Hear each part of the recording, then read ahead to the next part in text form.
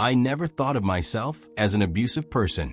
I believed my anger was justified and my reactions were normal. Looking back now, I realize I was making excuses for behavior that was slowly damaging the people closest to me. At first, the warning signs seemed insignificant. Small disagreements became major arguments, and every conflict felt like something I had to win. Without realizing it, I was creating an environment where people felt anxious, unheard, and emotionally exhausted. The turning point came during an argument that should have been a simple conversation. As I looked across the room, I saw fear in someone's eyes instead of respect. That moment forced me to question whether I was really the person I believed myself to be. I knew I needed help, but I had no idea where to find it. Most advice I found either blamed me endlessly or offered vague suggestions that didn't solve anything. I wanted practical answers that could help me change before it was too late. That's when I discovered How to Stop Being Abusive by Antony Felix. Unlike many self-help books, it didn't focus on making me feel ashamed. Instead, it focused on helping me understand where my behavior came from and what I could do to change it. One of the first lessons that hit me hard was realizing that abuse isn't always physical. The book explained how controlling behavior, manipulation, intimidation, and emotional outbursts can be just as damaging. For the first time, I recognized patterns in myself that I had spent years justifying. The book helped me understand my emotional triggers. Instead of seeing anger as the problem, I learned to identify the thoughts and feelings that fueled it. That understanding completely changed the way I viewed conflict. What impressed me most was how practical the advice was.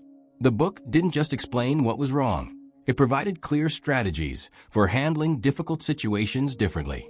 Every chapter felt like a step toward becoming a calmer and more respectful person. As I applied the lessons, I began noticing changes in my relationships. Arguments became less frequent, conversations became more productive, and trust slowly started to rebuild. The people around me seemed more comfortable expressing themselves without fear of my reaction. The transformation didn't happen overnight. There were setbacks, difficult moments, and times when old habits tried to return.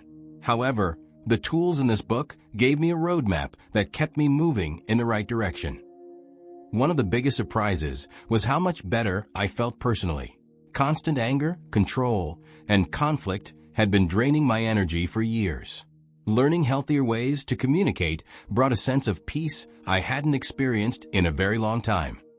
This book doesn't promise instant results. It emphasizes accountability, consistency, and the willingness to confront uncomfortable truths. That honesty makes its message far more powerful and believable.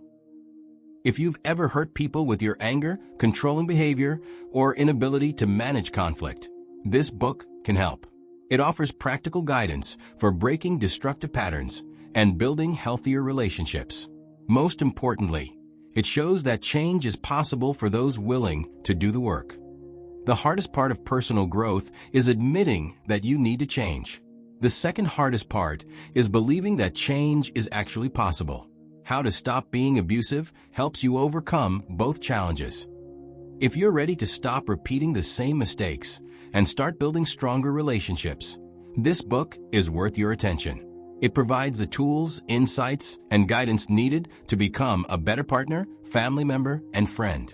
Sometimes a single book can become the first step toward a completely different future.